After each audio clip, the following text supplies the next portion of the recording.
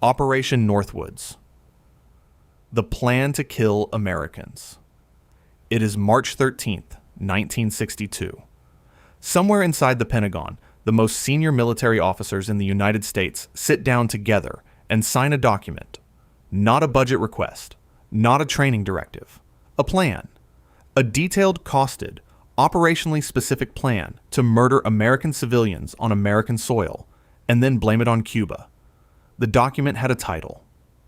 It was called Justification for U.S. Military Intervention in Cuba, and it was signed by General Lyman Lemnitzer, chairman of the Joint Chiefs of Staff. It proposed exploding a U.S. ship in Guantanamo Bay and blaming Cuba. It proposed orchestrating, in the document's own words, a communist Cuban terror campaign in the Miami area, in other Florida cities, and even in Washington.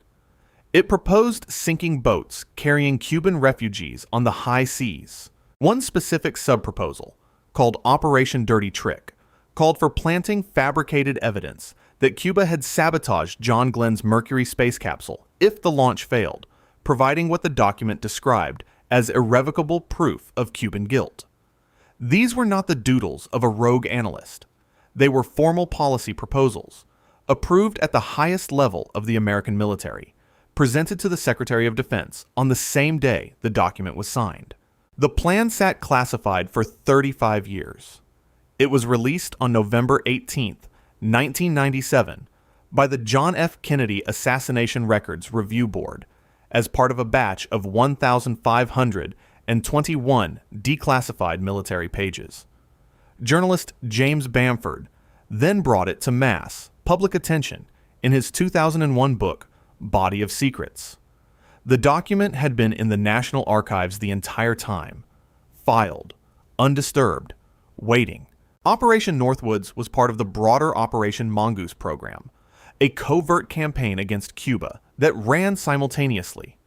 A companion memo dated February 2, 1962, written by Brigadier General William H. Craig, proposed 12 additional actions to provoke, harass, or disrupt Cuba, all declassified alongside the Northwoods documents.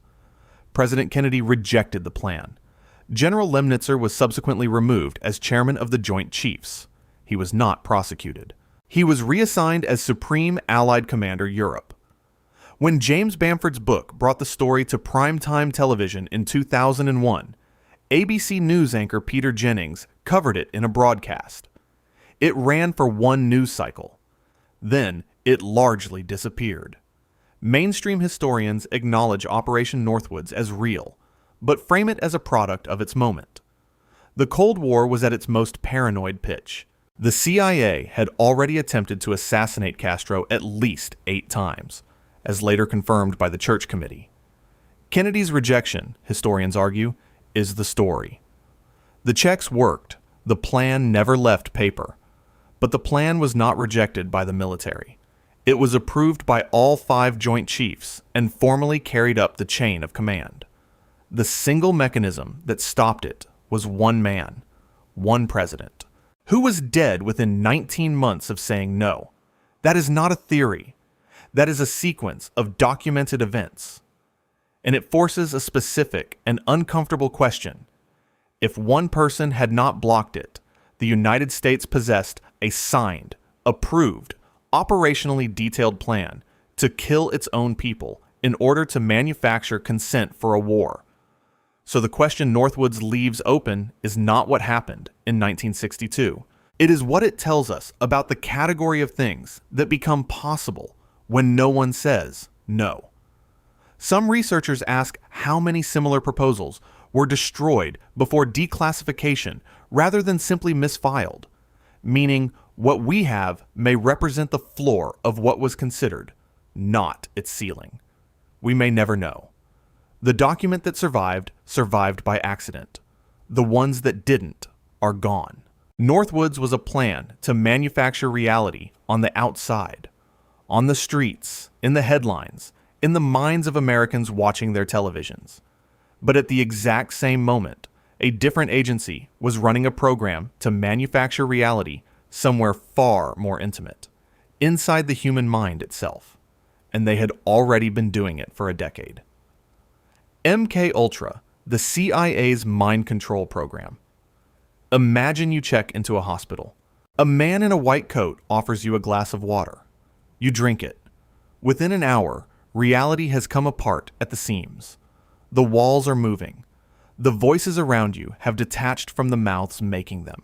You have no idea that the man who handed you the glass works for the Central Intelligence Agency, and that you are one of thousands of people they have secretly dosed without your knowledge, your consent, or any possibility of saying no. The program was called MK-Ultra, and it was formally authorized on April 13th, 1953, by CIA Director Allen Dulles. It operated under at least 150 individually funded subprojects spread across 80 institutions in the United States and Canada. Hospitals, prisons, universities, mental health facilities. The CIA partially funded the program through front organizations, including the Society for the Investigation of Human Ecology, specifically to conceal its involvement from the universities whose facilities and patients it was using.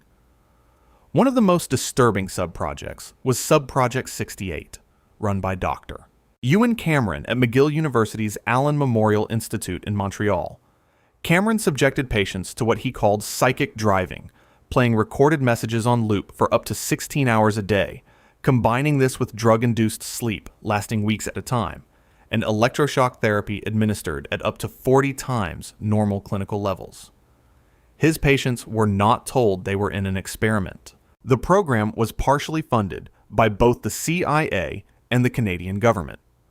The Church Committee's 1975 report confirmed that unwitting test subjects across the broader program included mental patients, prisoners, drug addicts, and sex workers. A CIA document from the period stated plainly that targets were selected because they were people not expected to be able to provide legal redress. That sentence was written by a government employee. It survives in the declassified record. Then there is Frank Olson, an Army biochemist who was secretly dosed with LSD in November of 1953. 9 days later, he fell from the 13th floor of the Statler Hotel in New York City. His death was ruled a suicide. In 1994, his family had his body exhumed. Forensic pathologist Dr. James Starrs found evidence of blunt force trauma to the head that was inconsistent with a fall. No criminal investigation was opened. In 1973, CIA Director Richard Helms ordered all MK-Ultra files destroyed. A cache of approximately 20,000 documents survived only because they had been misfiled in a box at the CIA's Retired Records Center in Rockville, Maryland. They were discovered in 1977 during a routine Freedom of Information Act search by journalist John Marks. That same year, CIA Director Stansfield Turner testified before a Senate subcommittee chaired by Senator Ted Kennedy, confirming the program's existence. The consequences for its victims continued for decades. In 1992, the Canadian government paid compensation to 77 former patients of Cameron's experiments. In 2018, it paid a second settlement of 100,000 Canadian dollars to surviving victims. Mainstream historians frame MK-Ultra as a Cold War overreaction. Reports of Soviet and Chinese brainwashing of American POWs in Korea had alarmed the intelligence community, and the CIA launched what amounted to a crash program to understand and replicate those techniques. The program was illegal, unethical, and by the agency's own later admission, produced no actionable intelligence. Its exposure contributed directly to the intelligence oversight reforms of the 1970s. But if the program produced no actionable intelligence, why did it require 150 subprojects across 80 institutions in 2 countries and run for 20 years? And why, when it was time to end it, did the director of the CIA personally order the destruction of the primary record rather than simply closing the program and archiving its history? The 20,000 surviving documents represent what survived by accident. The full scope of MK-Ultra, the total number of people dosed, institutionalized, or permanently altered will never be known because the evidence was deliberately incinerated by the man who ran it. What we have is the floor. Some researchers ask whether a program of this duration, this institutional commitment, and this geographic scale was truly a failure to gather useful data, or whether it succeeded at something the surviving documents don't fully describe. We may never know. The files that would answer that question were ash before the question could be asked. From the hidden laboratories of the American Northeast, we crossed the Pacific to the waters off Southeast Asia, where at the exact same moment in history, a different kind of deception was being assembled. Not in a hospital room. In the Gulf of Tonkin. And this one would cost 58,220 American lives. The Gulf of Tonkin, the attack that never happened. It is the night of August 4th, 1964. President Lyndon Johnson goes on national television and tells America that U.S. Navy destroyers have been attacked again by North Vietnamese torpedo boats in the Gulf of Tonkin, 60 miles off the coast of North Vietnam. Congress responds within 72 hours. The House votes 416-0. The Senate votes 88-2. It is the functional equivalent of a declaration of war. Over the next decade, 58,220 Americans will die. More than 3 million Vietnamese will die. And the attack that started all of it never happened. The first attack, on August 2nd, was real. 3 North Vietnamese torpedo boats engaged the USS Maddox in a confirmed engagement. Nobody disputes that. What is in dispute, and what has now been confirmed through declassified documents, is everything that happened 2 days later. At 2:48 in the morning on August 4th, Maddox Commander James Herrick sent a flash message back to Washington. His message stated that a review of the action made many reported contacts and torpedoes fired appear doubtful, and that freak weather effects on radar and overeager sonarmen may have accounted for many reports. That message reached Washington. The airstrikes were ordered anyway. Commander James Stockdale, a naval aviator flying above the scene that night, later a Medal of Honor recipient and a vice presidential candidate, was unambiguous. He said he had the best seat in the House to watch that event, and nothing happened. He was flying above the Gulf of Tonkin on the night of August 4th. There were no enemy boats. There was no attack. The definitive confirmation came in November 2005, when the NSA declassified nearly 200 documents, including an internal historical study completed by NSA historian Robert J. Hanyok in 2001, a study that had been kept classified for 4 additional years after its completion. Hanyok's study concluded that NSA officials had made the signals. Intelligence fit the claim of an attack, rather than evaluating the claim against the available intelligence. It described a deliberate process of selection and omission. The Gulf of Tonkin resolution, which passed 416-0 in the House and 88-2 in the Senate, was built on that process.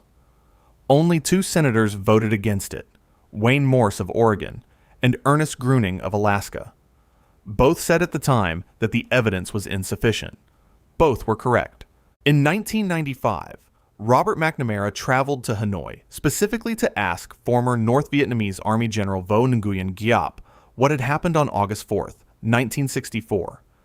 Giap's answer was 2 words: absolutely nothing. McNamara then admitted on camera in Errol Morris's 2003 documentary The Fog of War that he had been wrong. That admission came 2 years before the NSA study confirming deliberate distortion was released to the public. The official U.S. government position, updated after the declassifications, is that the August 4th incident was based on faulty intelligence. Bad sonar readings distorted by weather, overwrought watchmen, and the natural confusion of a tense combat theater. Confirmation bias and institutional pressure, rather than deliberate fabrication, are the accepted explanations. But Hanyok's study was written by the NSA's own historian. It was an internal document, and it used the word deliberately. The intercepts that cast doubt on the attack were not missing. They existed. They were available. They were withheld from the people making the decision to go to war. There is a category of failure that is worse than a simple lie.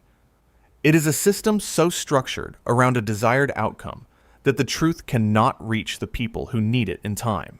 Whether McNamara knew exactly what was being suppressed or simply created an environment where only confirming intelligence was welcome, a conflict that claimed millions of lives was built on a night when, as the North Vietnamese general put it, absolutely nothing happened. Some researchers ask what that means for every other authorization that has not yet been declassified. We may never have a full answer. Hanyak's study was completed in 2001 and kept classified until 2005, covering precisely the years when the authorization for another war was being assembled. The Gulf of Tonkin shows what happens when a government manufactures an enemy abroad. But what happens when it turns that same machinery inward? When the target is not a foreign navy, but a Baptist minister, a student organization, a man standing at a podium in Washington telling a crowd about a dream. COINTELPRO, the FBI's war on American citizens. On November 19, 1964, Dr. Martin Luther King Jr. received a package in the mail. Inside was a tape recording and a letter. The letter was anonymous, but it told King that the FBI had documented what it called his filthy, abnormal, fraudulent self, and that unless he acted within 34 days, everything on the tape would be made public. The last paragraph of the letter was not ambiguous. It suggested there was only one way out. It told the most prominent civil rights leader in the world to kill himself. The letter was written by an agent of the Federal Bureau of Investigation. That sentence is not an allegation. It is a finding of the United States Senate. The program that produced the letter was called COINTELPRO, short for Counterintelligence Program, and it formally began on August 28, 1956, with a directive to disrupt the Communist Party, USA. By 1971, it had expanded into 8 separate programs targeting the Socialist Workers' Party, the Black Panther Party, the American Indian Movement, and the entire categorized New Left. The Church Committee's 1976 final report documented 2,218 approved COINTELPRO actions between 1956 and 1971. The FBI's campaign against King specifically, codenamed Solo and later expanded, included placing microphones in hotel rooms in at least 16 cities. The suicide letter was timed to arrive exactly 34 days before King was scheduled to receive the Nobel Peace Prize. FBI Domestic Intelligence Chief William Sullivan confirmed the program's purpose in 1975 Senate testimony.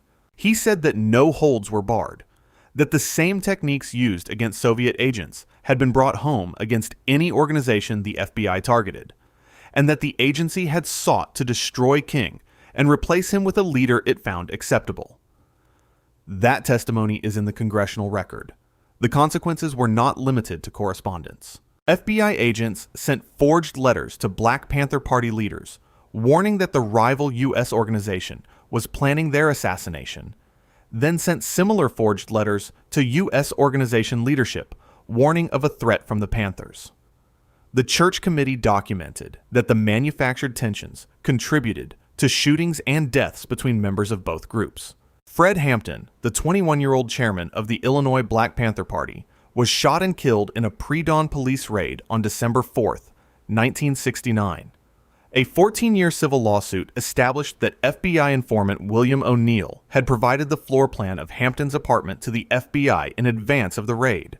A federal jury in 1982 ordered the city of Chicago, Cook County, and the federal government to pay $1,850,000 to Hampton's family. It was the largest civil rights settlement in Illinois history at the time. No FBI official was ever criminally charged. COINTELPRO's files were not uncovered by an inspector general or a congressional subpoena. They were physically stolen. On March 8, 1971, 8 private citizens, calling themselves the Citizens Commission to investigate the FBI, broke into the FBI's resident office in Media, Pennsylvania, during the Muhammad Ali and Joe Frazier fight, knowing the office would be minimally staffed, took every document they found and mailed copies to journalists. The New York Times published them. The Church Committee hearings that followed in 1975 confirmed the program's full scope. The complete text of the suicide letter sent to King remained classified until November 2014, when the New York Times published it following a Freedom of Information Act release. 43 years after the program officially ended. Mainstream historians frame COINTELPRO as a product of J. Edgar Hoover's personal pathologies and a Cold War culture in which the FBI had operated without meaningful congressional oversight for half a century. The reforms that followed, the creation of permanent oversight, committees for intelligence agencies through the Church Committee recommendations, are presented as the institutional correction that closed the chapter. But COINTELPRO ended only because private citizens broke into a federal building and took the files, not because the institution recognized it had crossed a line. And Fred Hampton's floor plan was not the product of bureaucratic malfunction. It was the deliberate work of a planted informant whose information was then acted upon in a pre-dawn raid on a sleeping man. COINTELPRO is not primarily a story about one director's pathologies.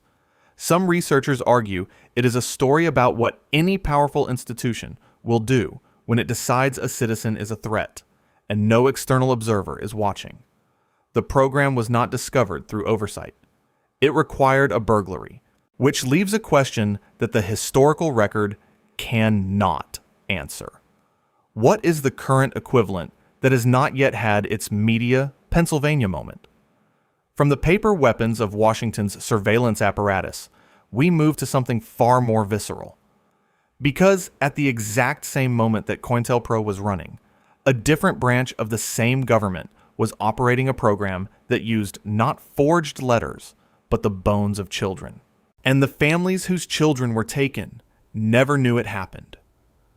Project Sunshine, the government stole your children's bones. Your child dies. You make the arrangements. You bury them. You grieve. What you don't know, what you are never told, what the government takes active steps to ensure you will never find out, is that before the burial, while the body was still in the hospital, someone removed a bone, perhaps a leg, perhaps several vertebrae, perhaps a limb. The removal was not documented in any paperwork you received. The bones were not returned. You were not asked. Somewhere in a government facility, your child's skeleton has been incomplete for 50 years. And the reason it happened is that the same government that took the bones had already contaminated them. Project Sunshine was initiated by the U.S. Atomic Energy Commission in 1953. Its scientific direction fell to Dr. Willard Libby, a man who would go on to win the Nobel Prize in Chemistry in 1960. The program's purpose was to measure levels of radioactive strontium-90 in human bones, with particular focus on infants and children, because their rapidly growing bones incorporated the isotope most efficiently. Strontium-90 does not occur in nature. Every elevated measurement found in a child's bone existed because that government had detonated nuclear weapons in the atmosphere. The program was measuring the biological consequences of its own actions on the populations it was supposed to protect. At a 1955 Atomic Energy Commission meeting, Libby stated that the program required roughly 50 infant whole bodies and expressed frustration at the difficulty of obtaining them through legitimate channels.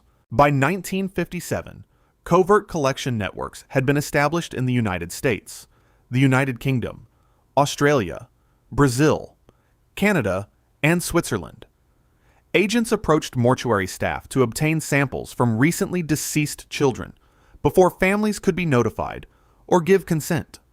In Australia, collection was coordinated by Professor Harry Messel of the University of Sydney. Declassified documents show Australian collection included at least 100 deceased children. A formal Australian government inquiry in 2001 confirmed the covert collection, but could not establish the total number of families affected. The British dimension was investigated by Member of Parliament Alan Simpson between 1997 and 1998, using declassified documents. His investigation found that body parts had been collected from over 6,000 British people without consent. The British government issued a formal acknowledgement in 1998. In the United States, the Human Radiation Experiments Advisory Committee, appointed by President Clinton, confirmed in its 1995 report that more than 1,500 grieving families had tissue taken from deceased relatives without notification or consent as part of Project Sunshine and related programs. No apology was ever issued by the United States government. No compensation was paid. No mechanism was ever established to identify and notify the affected families. The program's internal data showed strontium-90 levels in children's bones, rising steadily through the 1950s in direct correlation with the frequency of atmospheric nuclear tests. That data was used in internal government deliberations about whether those tests needed to stop, while remaining classified and unavailable to the public whose children's bones were providing the measurements. The same government that was secretly removing bones from children's bodies to document the contamination it had caused was simultaneously using that contamination data to argue internally about whether to keep causing it. Government reports from both the US and UK acknowledge the covert collection. They characterize it as a product of Cold War urgency and ethical frameworks not yet fully developed. The scientists involved, the official account argues, genuinely believed they were conducting vital public health research, and the regulatory structures requiring informed consent that exist today did not yet exist in their current form when the program began. But the program specifically targeted children who had just died, approaching hospital staff before grieving families could be reached, because the scientists understood, as Libby's own 1955 statements make plain, that grieving families would say no. The covertness was not a procedural gap. Some researchers argue it was a design feature, built into the program from its inception specifically to circumvent the refusal they anticipated. What Project Sunshine represents, according to some researchers, is a government measuring the radioactive contamination it caused in children by covertly removing pieces of those children's bodies, then using the resulting data not primarily to stop the contamination, but to inform internal debates about whether to continue it. More than 1,500 American families were never identified or notified. We may never know how many bones remain in government facilities today. There was another program running at the same time in the same country that also used the bodies of people who trusted their government. Only those people were still alive, and they were told they were being helped. The Tuskegee syphilis experiment, 40 years of deliberate neglect. A government doctor drives out to a sharecropper's farm in rural Alabama in the early 1930s. He tells the man he has bad blood, a vague local term for various ailments, and that the government will provide free medical care, free meals on examination days, and a burial insurance policy for his family. The man agrees. He is poor. It is the Depression. Free health care is not something you refuse. What he doesn't know, what he will never be told, is that he has syphilis, that the doctor already knows this, and that the doctor has no intention of treating him, because the purpose of the visit is to watch what untreated syphilis does to a black man's body, and to keep watching, year after year, for as long as he lives. The study was formally launched in 1932 by the U.S. Public Health Service in partnership with the Tuskegee Institute. It was designed as a 6-month observational project. It ran for 40 years. The 399 men enrolled with syphilis, along with a control group of 201 uninfected men, were recruited with the inducements of free care, free meals, and burial insurance. They were never told they had syphilis. They were told only that they had bad blood, a term the researchers knew would be understood as something less specific and less frightening.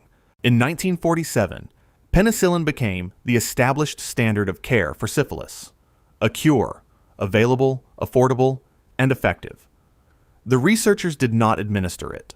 For 25 more years, they did not administer it. They went further than withholding it. When several participants were called up for selective service during World War II and directed by draft boards to local treatment programs, the study doctors contacted the draft board to exempt those specific men from the treatment requirement. The government intervened to protect its experiment from its own cure.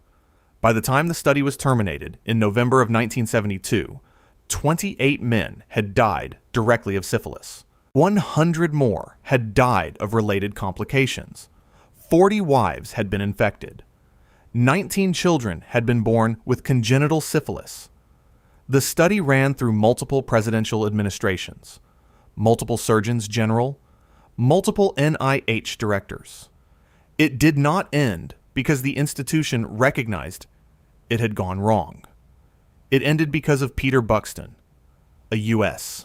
Public Health Service venereal disease investigator who raised formal written ethical objections to the program in 1966 and then raised them again in 1968. Both times his superiors overruled him. Both times he was transferred. In 1969, a CDC review committee evaluated the program with full knowledge of its methods and voted to continue it.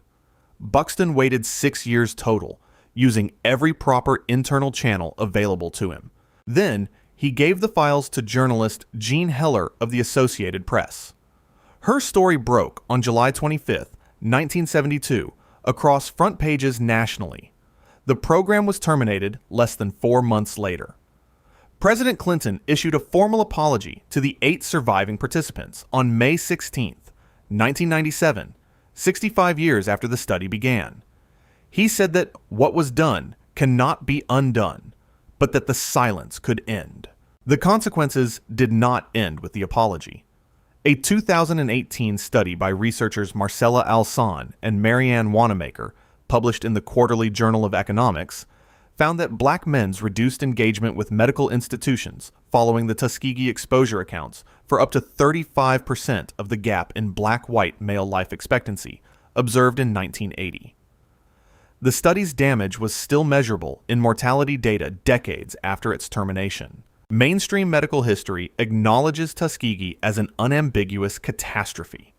It directly produced the 1979 Belmont Report, the foundational document of modern research ethics, and today's federal requirements for informed consent in all human subjects research. The program is taught in every American medical school as the defining case study for why ethics oversight exists. But the ethics oversight that supposedly didn't exist yet was functionally present. Peter Buxton raised objections through proper internal channels in 1966 and 1968. A CDC committee formally reviewed the program in 1969 with full knowledge of its methods. The objections were heard. They were overruled. The program continued. Tuskegee, some researchers argue, is not a story about the absence of ethics.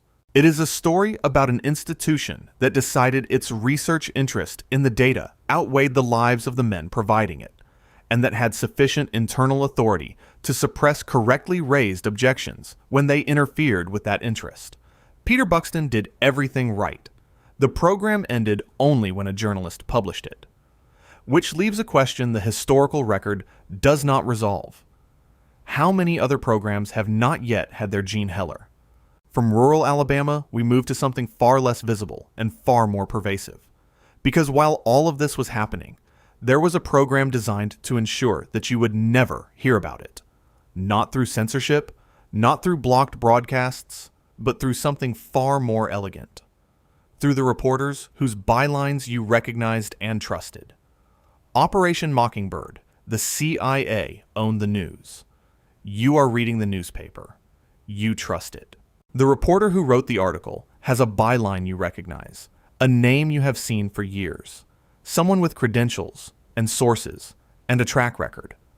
What you don't know is that this reporter has a second employer. They receive a second paycheck. They receive editorial assignments that never originate from their editor. Their second employer is the Central Intelligence Agency. And according to Carl Bernstein's investigation, based on his personal review of classified Senate files, by the early 1950s, that employer had relationships with people embedded across the New York Times, CBS, Newsweek, Time magazine, and more than 24 other major American outlets. Not one or two people. More than 400. The operation is attributed to Frank Wisner, director of the CIA's Office of Policy Coordination, who established it in the late 1940s in response to Soviet propaganda efforts.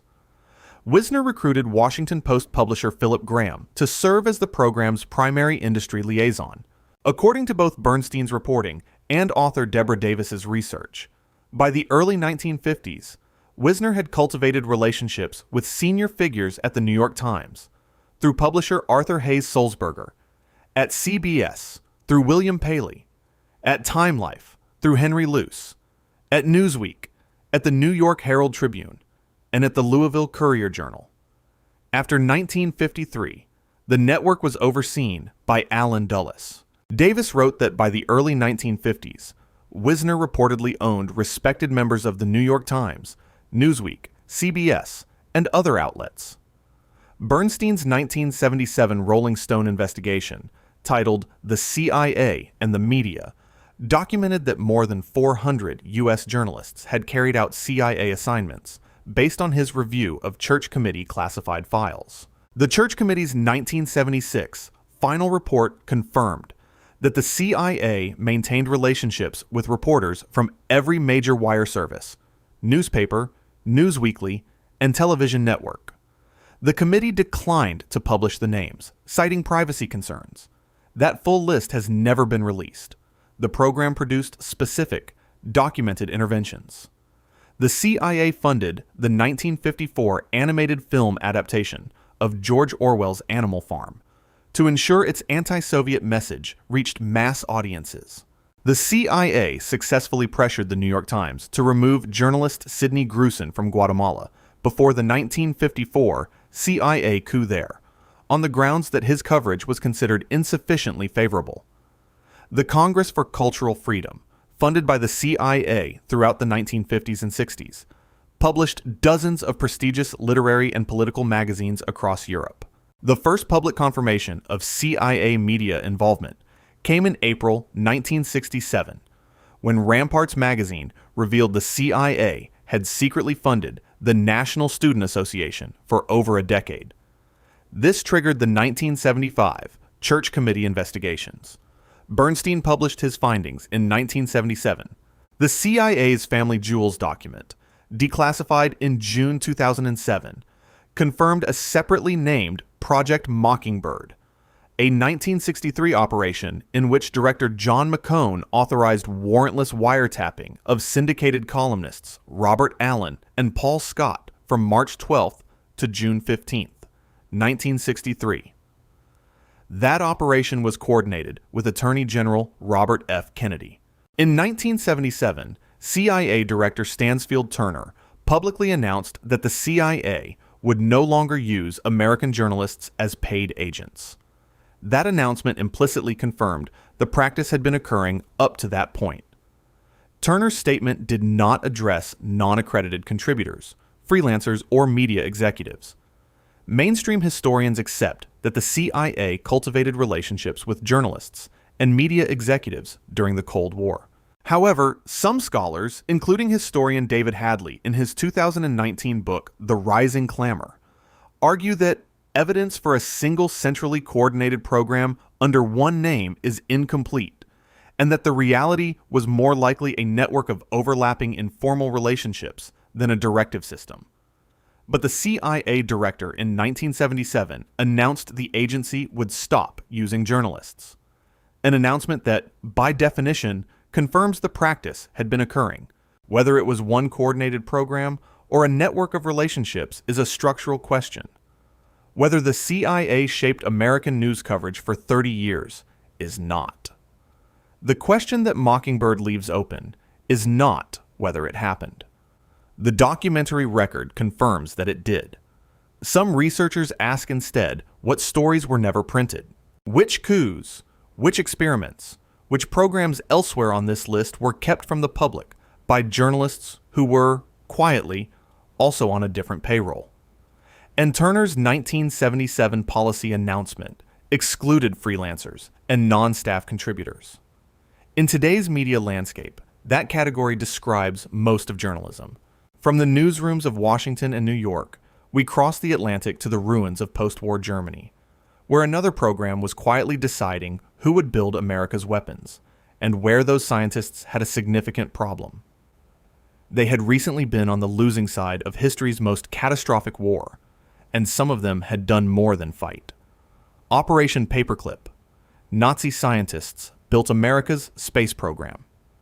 The war is over. The Nazis have lost. The liberation of the concentration camps has begun, revealing the full scope of what happened inside them.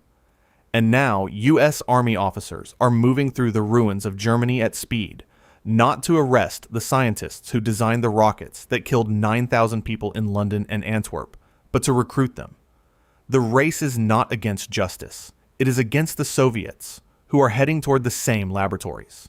The program was called Operation Paperclip, and it was formally authorized by President Truman in September 1946. Truman's authorization contained an explicit condition. It excluded anyone who had been a member of the Nazi Party, more than a nominal participant in its activities, or an active supporter of Nazi militarism. The Joint Intelligence Objectives Agency then systematically altered the security dossiers of recruits who did not meet that condition, removing or reclassifying evidence of Nazi affiliation before submitting files for presidential approval. The explicit requirement was met on paper. It was circumvented in practice, document by document. The most prominent recruit was Werner von Braun. He held Nazi Party membership number 5,738,692 and SS membership number 185,068, with the rank of SS Sturmbannführer, equivalent to major. He had served as technical director of the Phi-2 rocket program at Peenemünde. The V-2 was built using slave labor from the Mittelbau Dora concentration camp, where an estimated 20,000 prisoners died. These facts were documented in German files that were in U.S. Army intelligence possession at the time of his recruitment. His sanitized American security file described him as a nominal party member under social pressure. Von Braun later became director of NASA's Marshall Space Flight Center.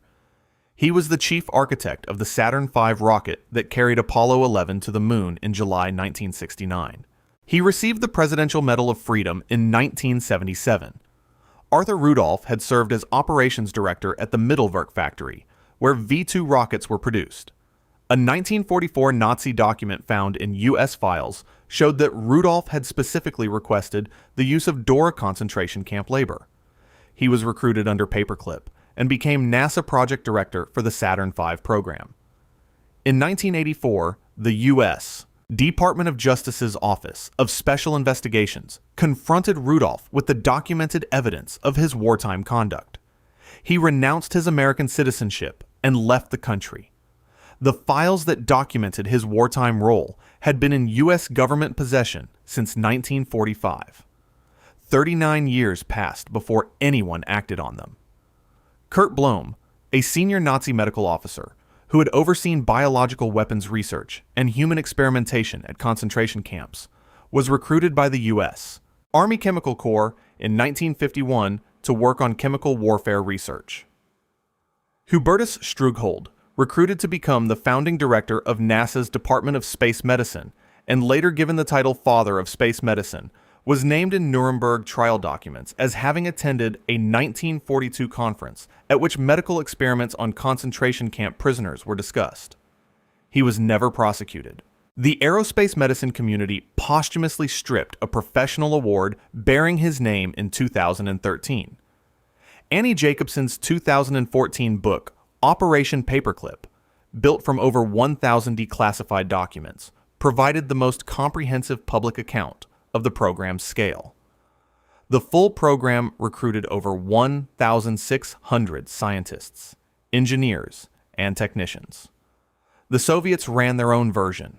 Operation Osoaviakium, conducted in a single overnight operation on October 22, 1946, forcibly deported approximately 2,200 German scientists, engineers, and technicians, along with their families, to the Soviet Union. The rocket scientists who built the Soviet intercontinental ballistic missile program and launched Sputnik had been, in many cases, professional colleagues of the men building American missiles. Mainstream historians acknowledge paperclip as morally compromised and argue it was a calculated strategic decision made under existential competitive pressure. The Cold War was beginning. The Soviets were heading toward the same talent. The technical and intelligence value of the scientists, the argument goes, outweighed the moral cost of employing them in a world of nuclear weapons and space races. But the program explicitly required that Nazi Party members be excluded. The Joint Intelligence Objectives Agency then deliberately altered the files of Nazi Party members to make them appear eligible. The moral compromise was not reluctantly accepted. It was actively engineered, one falsified document at a time. Some researchers ask at what point a democratic government that systematically falsifies a war criminal's security file in order to employ him has, in some legal and moral sense, inherited a portion of responsibility for what that criminal did. Arthur Rudolph's files were in American hands from 1945. Hubertus Strughold's Nuremberg connections were documented. Both men built careers at the heart of America's space program. Whatever the strategic rationale, the men who designed the rocket that took humans to the moon had previously designed rockets built by people who died building them. That is not a theory. That is the sequence of events. Paperclip was about the physics of thrust and trajectory, about the technology of rockets pointed at the sky. But there was a simultaneously running program that pointed something different at the sky, one that weaponized not chemistry or engineering, but something so elemental, so plainly outside the domain of military force, that when a U.S. senator first heard about it, he reportedly laughed. Operation Popeye, the U.S. military weaponized the weather. You have heard of biological weapons. You have heard of chemical weapons. You have heard of psychological operations and propaganda and the engineering of public consent. But there is a category of weapon so strange, so operationally improbable, so far outside the ordinary imagination of state power, that when Senator Claiborne Pell first heard about it, he reportedly laughed. The U.S. military had been secretly seeding clouds over the Ho Chi Minh Trail during monsoon season for 5 continuous years, to make it rain harder, to flood the roads, to collapse the supply lines, to turn the sky itself into a logistical obstacle. And it had been doing this without telling Congress, without telling the Secretary of State, without telling the Secretary of Defense in any form he would later be willing to acknowledge under oath. The program operated under the code name Intermediary Compatriot. Aircraft, primarily WC-130 and RF-4C planes operated by the 54th Weather Reconnaissance Squadron, flew cloud seeding missions using silver iodide and lead iodide as nucleating agents to induce precipitation over the Ho Chi Minh Trail and its surrounding supply routes in Laos and North Vietnam. The program ran from approximately March 1967 to July 1972. Over its 5-year operational period, it flew an estimated 2,602 individual sorties, according to Defense Department figures disclosed in Senate hearings. A 1967 Defense Department document described the objective simply: to make mud, not war. Specifically, to increase rainfall sufficiently to reduce trafficability and hamper supply operations by 20 to 40%. The program was not classified top secret. It was classified above top secret at special access level, a designation requiring specific individual authorization to read. A 1967 memo from the Joint Chiefs to the Secretary of Defense confirms the reason for that classification level. The program needed to be structured so that the Secretaries of State and Defense could maintain plausible deniability if it became public. This was not a classification for operational security. It was a classification for political insulation. For 5 years, A military program was deliberately structured so that the civilian officials nominally overseeing it could honestly say they didn't know about it.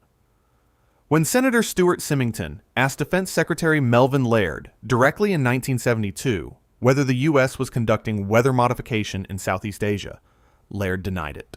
He was subsequently confronted with evidence from the Pentagon Papers, which Daniel Ellsberg had leaked the previous year, and which contained a cryptic reference to the program.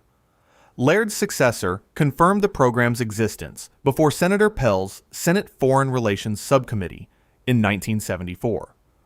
The scientific community was not entirely unaware of what was theoretically possible. Dr. Gordon MacDonald of the Jason Elite Scientific Advisory Group had published a paper in 1968 titled Unless Peace Comes, describing in detail the potential for using environmental modification as a weapon of war, including rainfall enhancement, tidal wave generation, and climate manipulation. He published that paper while the government was already conducting exactly the operations he was describing theoretically. His paper was later cited in the Senate hearings. Journalist Seymour Hersh broke the full story in the New York Times in July 1972. The program's exposure was a direct contributing factor to the 1978 United Nations Convention on the prohibition of military or any other hostile use of environmental modification techniques, known as NMOD, which made environmental warfare illegal under international law. The United States is a signatory. The United States voted to ratify a treaty banning what it had secretly been doing for 5 years. Military historians note that cloud seeding's effectiveness as a battlefield weapon was, at best, unproven. The Ho Chi Minh Trail continued to function throughout Popeye's operational period, and supply volumes reaching South Vietnam increased rather than decreased.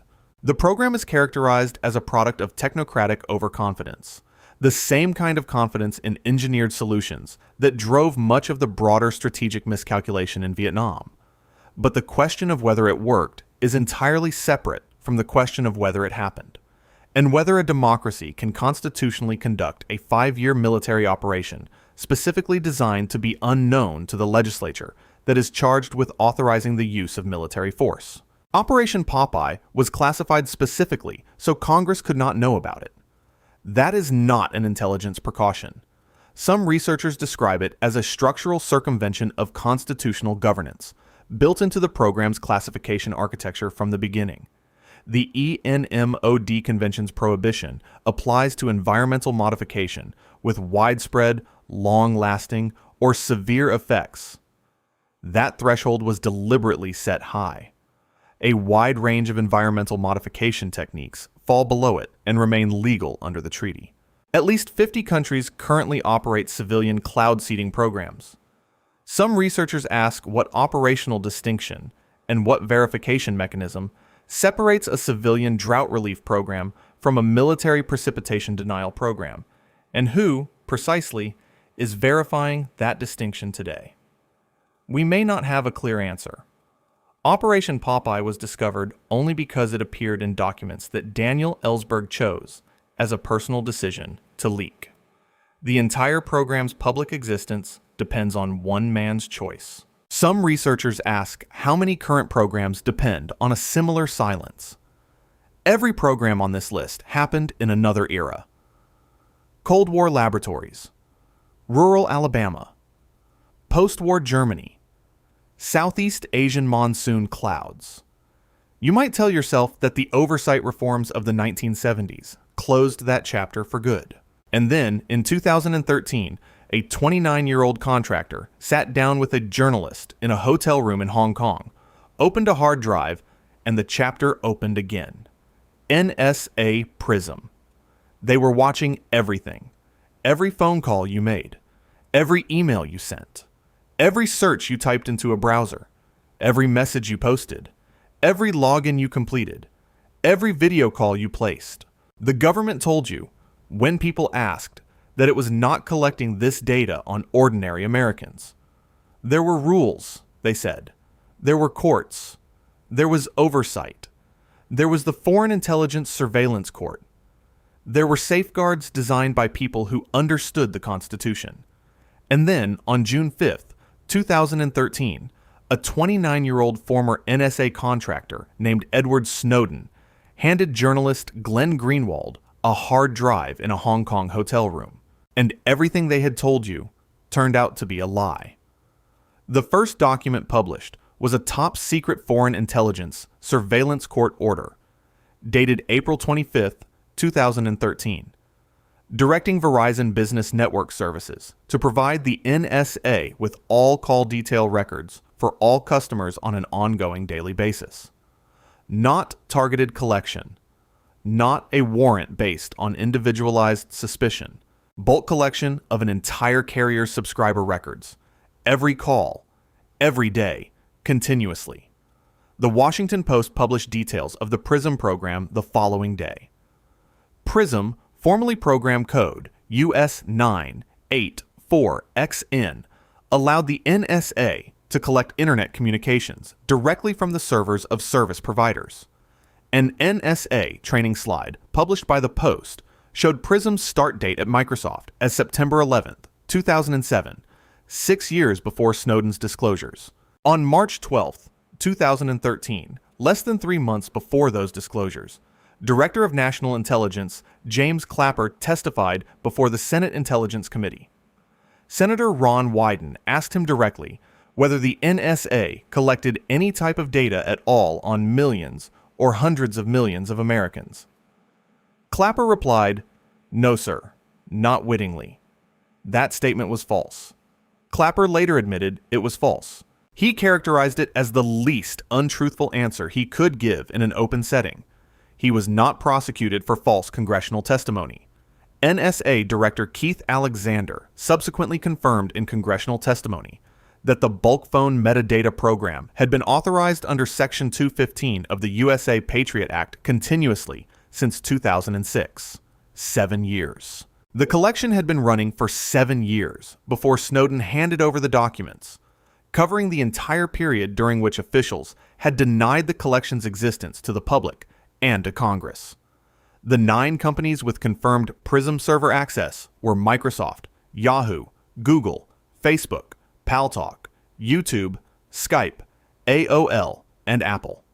The data collected included email, chat, video, photos, stored data, voice over Internet Protocol calls, file transfers, video conferencing, logins, and social networking details. Snowden's documents also revealed UP-Stream collection, NSA interception of communications as they traversed the fiber optic backbone of the Internet itself, through partnerships with telecommunications companies, extending collection to communications that passed through U.S. infrastructure even when neither party was American. At least 15 countries' intelligence agencies were confirmed to be sharing data with the NSA under a cooperative structure that allowed collection of data on U.S. persons that legal restrictions prevented the NSA from gathering directly.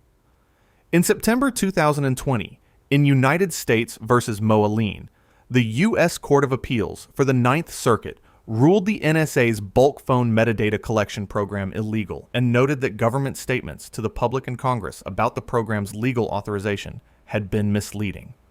7 years after Snowden, the USA Freedom Act, passed in June 2015, ended the NSA's authority to conduct bulk phone records collection. The passage of that law is the U.S. government's own implicit legislative acknowledgement that what had been occurring before it required correction. The official position, articulated by President Obama's Review Group on Intelligence and Communications Technologies in its December 2013 report, acknowledged the programs but argued that bulk collection had been used responsibly, that it was legal under existing FISA authority, and that privacy intrusions were proportionate to national security benefit.